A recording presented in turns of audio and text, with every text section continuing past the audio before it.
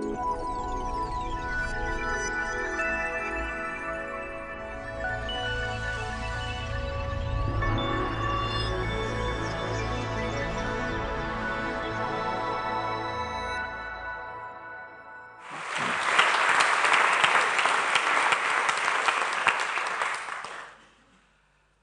very grateful indeed for the invitation to address this assembly tonight, and particularly grateful that my good friend David Rosen has agreed to chair this evening. I believe we first met in Oxford some 25 years ago, and contact since has deepened friendship and trust, and I'm very delighted that you're alongside tonight, David.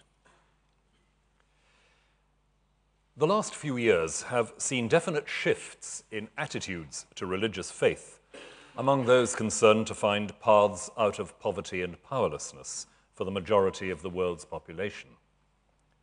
But these shifts have not been simply in one direction. On the one hand, there has been a very belated recognition that the majority of the world's population does have religious convictions, and that to ignore these is to push against the grain of the societies you're trying to help and support. Religious faith is a sheer fact about these contexts, and it's thus also a potent force in civil society, often the only effective and sustainable civil society network that exists, especially in areas affected by conflict. What's more, if freedom of religion is an aspect of human rights, how you actually handle the religious practices of communities has to be a part of a global understanding of development. You can hardly leave it as the one form of liberty that a developmental agency doesn't care about. At best, communities of religious conviction have the potential to be serious and effective allies in the struggle against privation. But on the other hand, there is a long-standing suspicion towards faith in many quarters of the development establishment, accentuated in recent years by a number of specific issues and colored by the current nervousness about religious extremism. Religious communities don't begin from a clear Enlightenment doctrine of universal liberties. They are necessarily exclusive in the sense that they're committed to particular beliefs that not everybody shares. There's always going to be the shadow of a suspicion that they will favor their own instead of working for universal benefit, or that they're using aid and development as a vehicle for propaganda on behalf of their convictions, a cloak for proselytism. And they may, of course, disagree about what universal benefit might mean, for example, in the area of reproductive rights and liberties. The development agency may come to see religion as a positive obstacle to liberation. And the result is often a standoff between what can look like two sets of absolutisms: traditional faith and a passionate, enlightened universalism. Faced with the rise of aggressive religious conservatism, I don't myself think the word fundamentalism is very illuminating here, all this long-standing unease becomes more sharply focused. Combined with governmental reluctance to be seen as favoring specific communities and their convictions, it can produce a standoff between development agencies and faith groups that has the effect of shrinking the possibilities of creative cooperation. So, in what follows, I'm going to try and address a number of issues arising out of the potential tensions in this situation. And the first of these issues has to do with trust. We've seen how religion can arouse suspicion among the development establishment. But if there has to be a question about whether religion is to be trusted in this context, there is a counter-question about how that development establishment itself secures trust among those with whom it works. The second issue is the complex matter of how the language of rights plays out in discussing development, and whether religious perspectives help or hinder us here. And the third and broadest question I want to look at is why religious faith has an interest in these matters in the first place, and what the roots of that interest can contribute positively to the struggle against poverty. So, as regards trust, granted for the moment that there is a problem in that religious communities are distinctive groups with beliefs and practices that are unique to them and not universal, the possible dilemma for the development establishment is that there's no such thing as a community with only universal values and loyalties. You're always dealing with human beings who have specific habits and affinities. And to deny or override those is to import another sort of propaganda or proselytism, and to risk engaging people at less than their fullest level of self-awareness, moral motivation, and so on. It won't do to find yourself preferring an abstract or imagined community to a specific one. And yet the specific one has commitments that are not universal and habits that are open to challenge or critique, not least around the roles of women. It's not an option simply to accept the specifics of a culture, religious or otherwise, that may actually be responsible for reducing the liberties or options available for other human beings. Now, part of the answer to this dilemma lies, I think, in a better level of religious literacy among secular NGOs and activists. This involves the ability to identify, and in some measure to identify with, the motivations of the culture in which work is going forward. It requires a deepening fluency in the language of religious discourse to understand the intention and nuance behind religiously inspired definitions of mission and human development. It is to be aware of what elements in a particular religious culture are most fruitful in terms of the struggle against poverty, to be able to use the images of fulfilled or normative humanity that are around in the culture so as to stimulate effective action and ideally change. And this means trusting the specific religious culture to the extent of recognizing in it a sense of what the human good might be, and recognizing also the consequent possibility of change from within that frame of reference. It may also be the capacity to see that a failure to provide exactly the same range of options as might be available in a more differentiated or secularized society isn't invariably an impoverishment. And where traditional models do lead to straightforward conflict, there needs to be a capacity to be clear about this, to present the conflict as genuinely a disagreement, not simply a standoff between enlightenment and prejudice that can be overcome by neutral education. In other words, a willingness to have arguments with respect.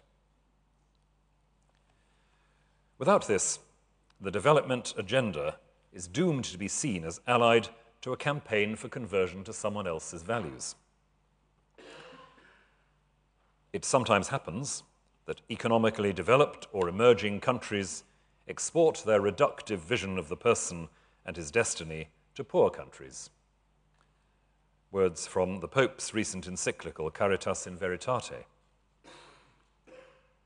Attempts to bypass local networks, local styles of decision-making, and above all, local rationales for change or action invariably produce resentment or puzzlement.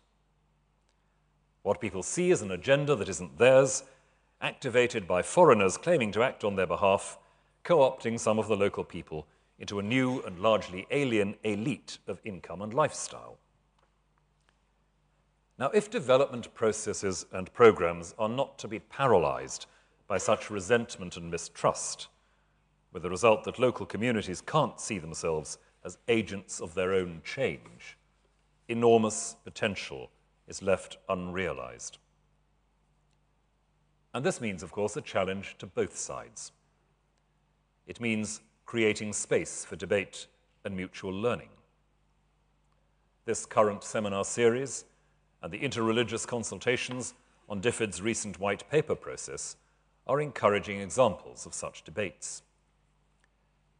It's important, too, to recognize that parallel debates may be taking place within and between faith communities, given the diversity of beliefs and values. For example, the response of faith groups to HIV, while representing an outstanding witness in the provision of care and support, has also involved intense internal debates about how we best challenge HIV-related stigma and about the priorities in effective prevention approaches. Franchising development work to local faith groups or networks, partnering with such bodies on a long-term basis, can feel like a risk for governments or NGOs that have to preserve strict accountability for their electorates or donors. They may have to revisit what they take for granted about professional standards and the timescale of results, so as not to force local organizations into impossible changes of practice that may in turn inhibit authentic grassroots participation. And it's worth saying in passing that this flexibility is no less desirable in the context of community regeneration funding regimes in this country. But equally, the embrace of partnership by religious groupings has to bring with it, on their side, the readiness to embrace at least some patterns of accountability and effective delivery that may feel alien. There is risk and uncertainty for all involved, and a great need for good communication. But without this, the patterns of crippling mistrust will not be altered. Some faith-inspired NGOs, rooted both in their faith beliefs and in professional development practice, play a crucial role in mediating understanding and promoting mutual trust. The question of rights and of the proper place of language about rights in the context of development issues is a notably difficult one. Although there is a strong case for saying that the religious, especially the Jewish Christian frame of reference, is what historically made this language possible through its emphasis on the dignity of each individual and the sense of responsibility before God for the welfare of each and all, this discourse has become very detached from any specific appeals to revelation or to the divine. It's become strongly legal in coloring. Rights are the liberties you can legitimately claim, a set of entitlements, the absence of which needs to be rectified by some authority, legal or political. This is a model that has served well in many circumstances, but it has increasingly been recognized that on its own it presents a negative, or at least a rather thin, view of the human good. What needs to be struggled for is simply the absence of limitations to our natural entitlements to free choice in our actions. Hence, many of the current moral impasses in our culture, not least over issues around the beginning and end of life. A vision of the moral agenda that avoids formalism and individualism has to find a more substantive picture of what's desirable for human beings. Which is why Michael Sandel, in his new book on justice, underlines the need for us to rediscover how to argue robustly in the public arena over broad ideas of what the good life looks like, rather than being paralyzed by a model of formal entitlements as the sole business of law and government. This is a significant question in relation to development. A philosophy that stresses only the need to secure abstract entitlements for all simply fails to address the actual complexity of societies in which so-called equal freedoms amount to protecting the liberty of the already secure and wealthy. Just as in the discourse of a lot of modern market economics, unconstrained freedom for some means powerlessness for many. Any talk about non-voluntary redistribution of wealth, whether by progressive taxation or adjustments in the conventions of international trade that can protect emerging economies for a period will threaten a purely abstract account of rights and freedoms. The basic liberties of some can be secured only by the restriction of certain liberties in others. The point is made with characteristic energy by George Monbiot in his groundbreaking overview of these issues in The Age of Consent, a manifesto for a new world order, particularly his 6th chapter, which is entitled Leveling, an eloquent defense of genuine free trade as the organ of growth and a scarifying critique of the naked protectionism practiced by wealthy nations. But this means that we have to find some criteria for deciding which liberties are more important among the varieties of claims we might in principle make.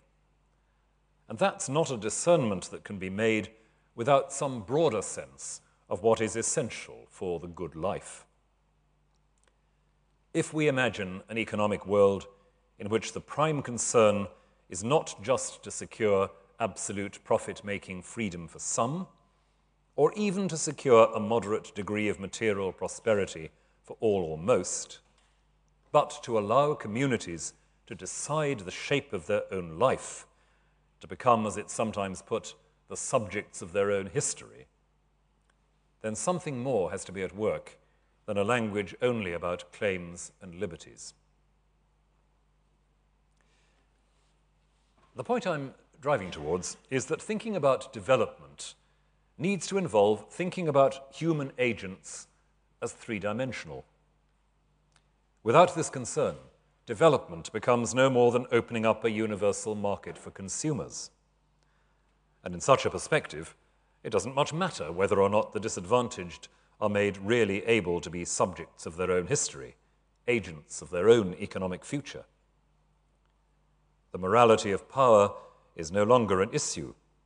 Who exactly brings about material prosperity and maximized options is of no significance, which also means that development loses touch with authentic politics.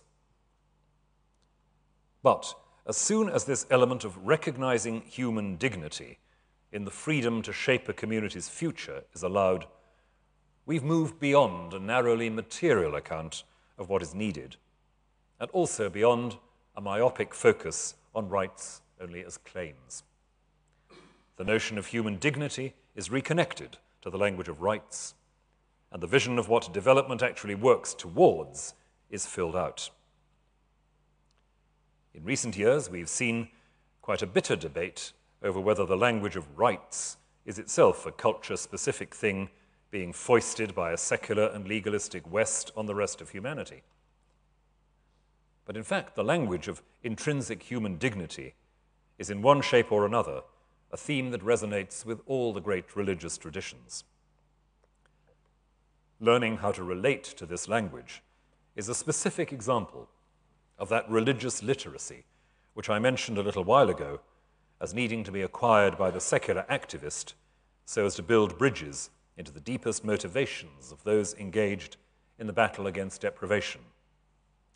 And at the same time, those coming from a faith perspective need to develop, likewise, literacy in the discourse of human rights so as to establish a ground for dialogue. But moving on to my third theme, why is or should the theme of development be of interest to a religious believer? I want to answer this, obviously, specifically in terms of Christian faith, while being aware that there will be other answers from other perspectives. I do so because, while it's true that all major traditions, as I've mentioned, share a belief in the dignity and freedom of the human subject, each one has its own particular rationale for this and its own ways of spelling out its full implications in concrete terms. It's easy to see religious motivations here in terms of imperatives to care for the unfortunate. Almsgiving is undoubtedly a strong theme in most faith traditions, but what is interesting is that this is by no means the whole story. So, in Christian theological terms, two motifs are specially significant in such a larger picture. First, there is the belief in humanity's creation in the divine image, with the implication spelled out in the book of Genesis that this entails responsibility for cultivating the material world around and giving names to the animals. To be human is to be consciously involved in giving meaning to the world you inhabit. And so a situation in which you have no power to exercise that creativity, where you're expected to be passive in relation to what lies around you, is a situation in which the image of God is obscured. The Christian belief is that we all begin in such a situation as a result of original sin, but that salvation restores the image and allows us to take up the position we were made for within creation. So material poverty and powerlessness are a problem for the Christian believer because they represent one outworking of the structural sin or failure into which we are born, the various ways in which our humanity is compromised or reduced. To be stuck in a reactive relation to the material world, to be incapable of getting beyond subsistence, survival, is a tragedy in the light of what humanity could be. To recover the image of God must mean recovering an intelligent and creative way of relating to and working with the environment, not by being set free from dependence on the environment, but by being able to shape it and direct it in certain ways so as both to express and increase the creative liberty of human persons, in harmony with the flourishing of all creation. Development is an aspect of this self-recovery and self-awareness as an agent within the world, as someone capable of making a difference that will serve human dignity. And for the Christian, there is a second dimension to this. Once the basic breakthrough has been achieved by the coming of God in human flesh, the recovered or restored divine image is understood as involving a responsibility, not only for the world at large, but for each other in particular. The imagery of the body used by St. Paul underlines this by insisting that the welfare of each individual and the welfare of all are inseparable, so that the poverty of another is also my diminution, and the liberation of the other likewise is mine as well. Thus, to take responsibility for nourishing the creative liberty of someone who would otherwise be threatened with a life less than properly human is to open myself to a gift of greater fullness in my own humanity. This is not, in other words, simply about the prosperous giving something to the poor, but about a gift that contributes to the liberation of both poor and prosperous and transforms both. No one's identity or destiny in the Christian framework is to be understood simply individually. In the much-quoted words of an early Christian monk, our life and death are with our neighbor. Carrying this over into the ethics of development brings a crucial insight. We're not trying to solve someone else's problem. We're trying to liberate ourselves from a toxic and unjust situation in which we, the prosperous, are also less than human. The way forward is not simply the shedding of surplus wealth onto grateful recipients, but an understanding that we are trying to take forward the process by which the other becomes just as fully a giver as I seek to be, so that the transaction by which I seek to bring about change in the direction of justice for another is one in which I come to be as much in the other's debt as they are in mine. The Christian foundation for a search for a more equal distribution of resources within and between societies is essentially about what might be called a proper distribution of dignity. A proper distribution of dignity. Not a mechanical leveling process, but one in which exchange becomes possible in new ways, and so mutual enrichment of various sorts becomes a reality. If we take this fully on board, we're bound to realize that one of the most debilitating features of so much of our normal donor culture is, as was hinted earlier, the mentality of patron and client. One party is always petitioning, the other is free to give or withhold, and so retains power over the petitioner. It's unquestionably true, alas, that religious rhetoric has, with its stress on almsgiving, intensified this imbalance of power many times over. But the truth is that the perspective of faith in this connection ought to be a critique of patronage. The life you save may be your own, is a tag used by the great Catholic novelist Flannery O'Connor as the title of one of her fictions. It's a good summary of the essence of a religious critique of the client-patron trap.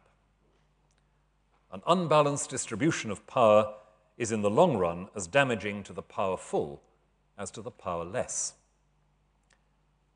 To the extent that a Christian worldview can provide firm ground for this sort of critique, it's a creative and necessary element in thinking through development issues.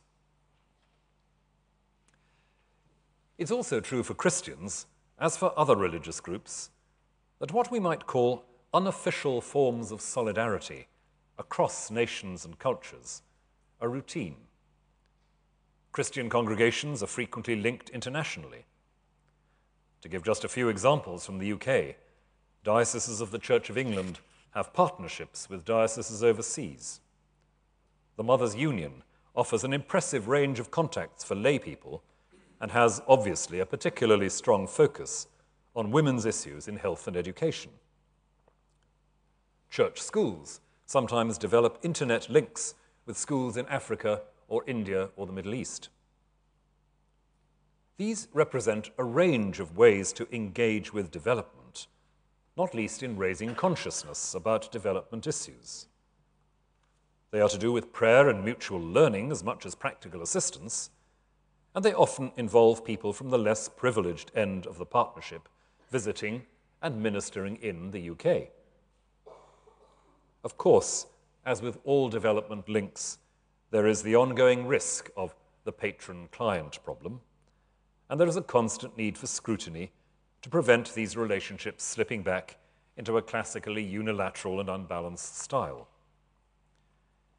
Many faith organizations, like secular agencies, seek to be highly conscious about the dynamics of power and the nature of authentic partnership, and to build mutual accountability and transformation into their vision and practice. But it's not simple, and as it has sometimes been expressed, the links described above illustrate how development is sometimes best understood when it is not the sole focus of a relationship or an agenda. It's interesting, incidentally, to see how many of the same possibilities and challenges are increasingly being identified by Muslim-based development agencies, which have moved forward remarkably in the last decade or so. Like the churches, they can take for granted a powerful emotional solidarity and, though for different reasons and in different ways, a set of close cross-national relationships between particular communities. As in the Christian context, Islamic activists and organizers face the challenge of working out a distinctive approach to development questions without becoming exclusivist in their targets, and recognize the need to locate development within the context of a global vision for the restoration of integral humanity, a vision or mission within which the element of economic liberation is vital but not the only priority.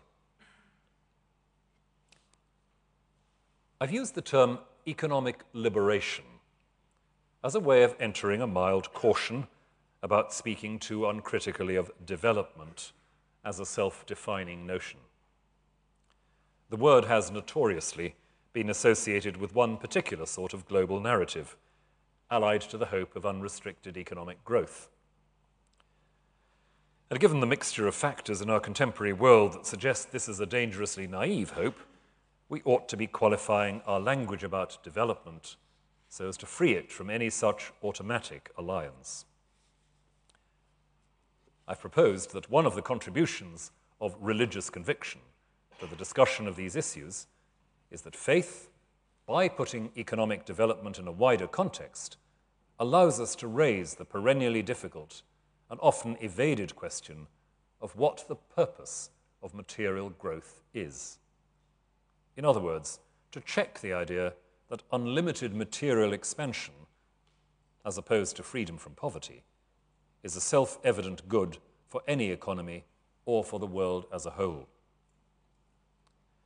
If we talk about economic liberation, that's to bring us back to the aim of making persons and cultures agents on their own behalf, able to exercise some creative freedom in regard to their conditions of living. And that is a different matter from simply guaranteeing material growth at a certain level, because it factors in the criterion of how human dignity is to be served.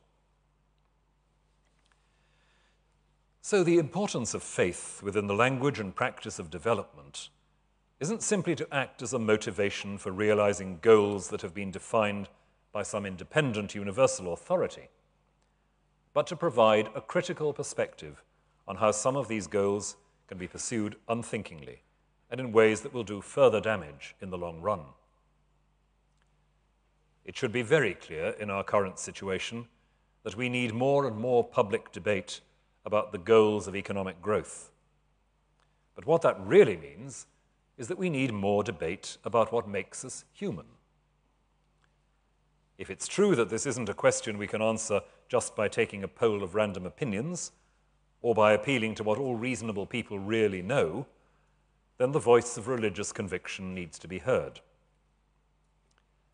The Pope's recent encyclical, already referred to, insists that no concept of development is finally workable or justifiable unless it allows for the transcendent and the gratuitous in human nature.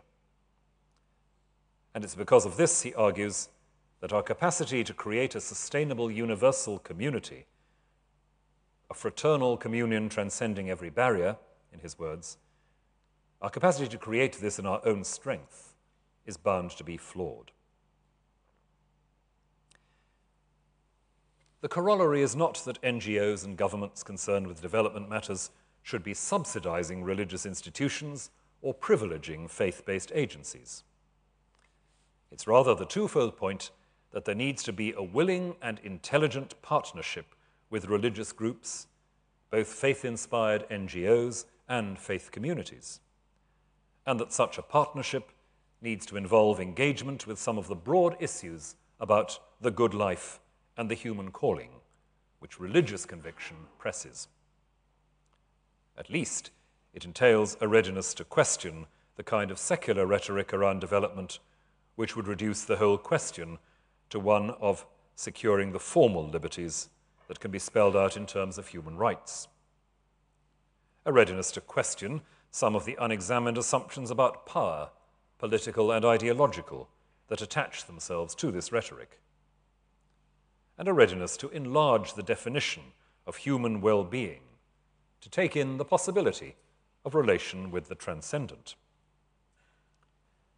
The argument I have been mounting is not only that doing this delivers a more effective set of local strategies for achieving paths out of poverty, though there is reasonably good evidence that that is a common result, but also that it connects the whole development project with a renewed political and moral energy, an agenda beyond solving the problems of poverty and looking towards a genuine strengthening of what is distinctively human.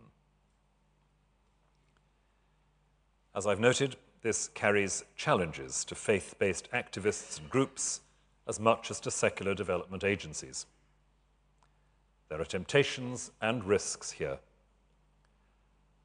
The undoubted capital constituted by the trust felt towards religious organizations shouldn't be taken so much for granted that it comes to be jeopardized by co-option on the part of governments eager to have their work done for them cheaply. The need to take seriously and sensitively the traditional ethics and cultural norms of religiously shaped societies should not be an excuse for failing to confront oppressive and dehumanizing patterns of power. Once again, the status of women is the most obvious area of concern in many contexts. Partnership between religiously based agencies and governmental or secular bodies should not become an excuse for the former to ignore issues of prosaic accountability and effectiveness. And of course, there needs to be a steady vigilance about proselytism, manipulative use of favors, exclusive focus on people of the same faith, and other practices that distort the goals of liberation for a whole community. The fact that these risks are sometimes exaggerated and used as grounds for rejecting the whole idea of partnership with religious bodies should not blind us to the fact that the dangers are perfectly real. So if it is true that there is a real, if cautious, rapprochement between what I've called the development establishment, government and NGOs, and the world of faith-based aid organizations and local faith communities, there is major potential for benefit all round. Not only, as I've argued, in terms of increasing reliable delivery systems for development goals, though that's hardly trivial, but in broadening the horizon of our whole discourse about development and sharpening the critique of some of its more ambiguous features. If development agencies continue to learn how to relate intelligently to religious faith, the concept of development is less likely to be seen reductively as a matter of securing universal claims, and more likely to be seen as one aspect of a wider human liberation. But for this to happen, religious bodies too need a degree of humility and willingness to learn about the causes of poverty and the problems of power, about their own internal resources for thinking through the imperative towards mutuality, not just benevolence, and about what is needed to maintain credibility with the wider world in terms of responsible and professional practice. We're at a point at the moment where both parties seem unusually ready to learn. If the hopes of realizing the goals we've spent so much energy discussing and defining in recent years are not to be disappointed, then the honest exchange of challenge and experience in this area is an urgent matter. Thank you.